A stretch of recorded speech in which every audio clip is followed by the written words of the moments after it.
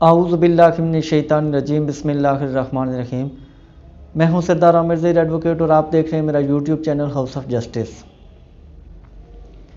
अगर कोई शख्स किसी दूसरे शख्स को बज़रिया कॉल, व्हाट्सएप, मैसेंजर या किसी भी इलेक्ट्रॉनिक डिवाइस के ज़रिए कॉल करके या मैसेजेस करके धमकियां देता है तो उसके ख़िलाफ़ क्या कार्रवाई हो सकती है। अगर आप किसी शख्स को या कोई शख्स आपको कॉल करता है और कॉल करके आपको संगीन नताइज की धमकियां देता है,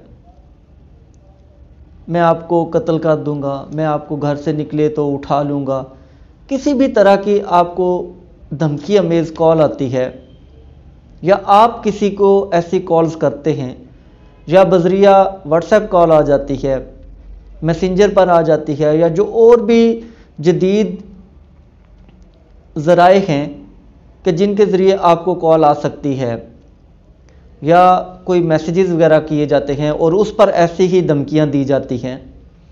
लेकिन ये बात याद रखनी है कि धमकियां देना और कोई वीडियोस वगैरह बनाना ये दो सेपरेट चीज़ें हैं।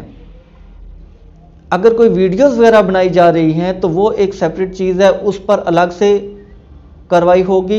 जो आज की वीडियो में मैं बात करूंगा वो सिर्फ कॉल्स की हद तक है, या अगर कोई मैसेजेस वगैरह आ रहे हैं और उन पर संगीन नताइज की धमकियां दी जा रही हैं तो उसके ख़िलाफ़ क्या कार्रवाई होगी, आज की वीडियो में सिर्फ इस हद तक मैं बात करूंगा।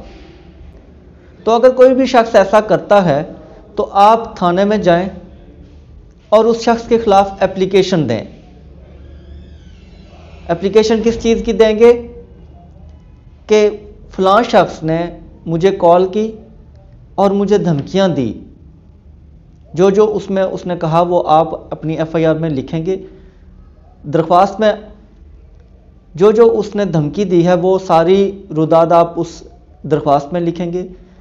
किस टाइम उसने कॉल की, नंबर कौन सा था, नंबर भी मेंशन करना है, जिस नंबर से उसने कॉल की और जिस नंबर पर कॉल की वो दोनों नंबर्स आपने लिखने हैं।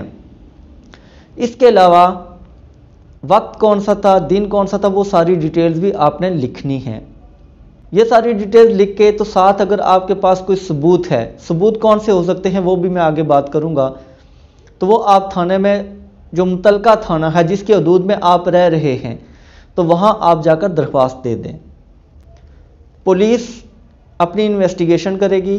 पुलिस इन्वेस्टिगेशन करने और आपने जो दरख्वास्त के साथ कोई सबूत लगाए हैं उन सब को भी देखने के बाद टेलीग्राफ एक्ट 1885 की सेक्शन 25D इसके तहत उस शख्स के ख़िलाफ़ मुकदमा दर्ज कर सकती है।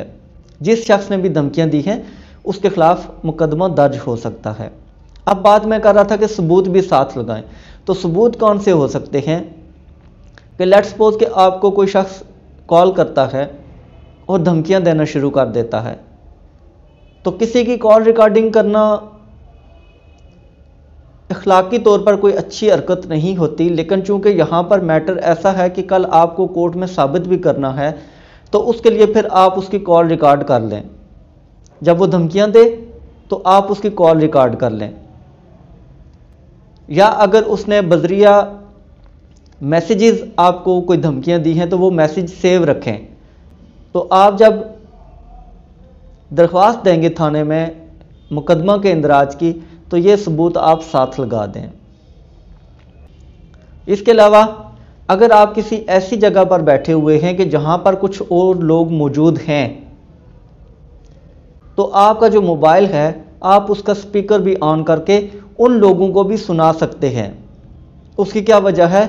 उसकी वजह यह है कि कल जब आप अदालत में जाएंगे तो चूंकि आपने केस किया है तो आपको शहादतों की ज़रूरत पड़ेगी, अपना केस साबित करना पड़ेगा।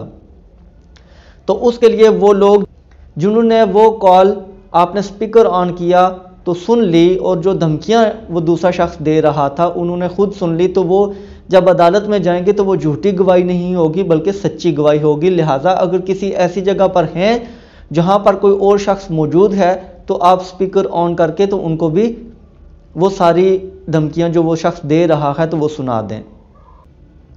अगर किसी शख्स के खिलाफ 25D के तहत FIR दर्ज होती है, उसके बाद ट्रायल चलेगा, तो ट्रायल चलने के बाद तो यह जुर्म अगर उसके खिलाफ साबित हो जाता है तो उस शख्स को 3 साल सज़ा हो सकती है या उसे 20,000 रुपये जुर्माना हो सकता है या दोनों सज़ाएं भी उसे हो सकती हैं।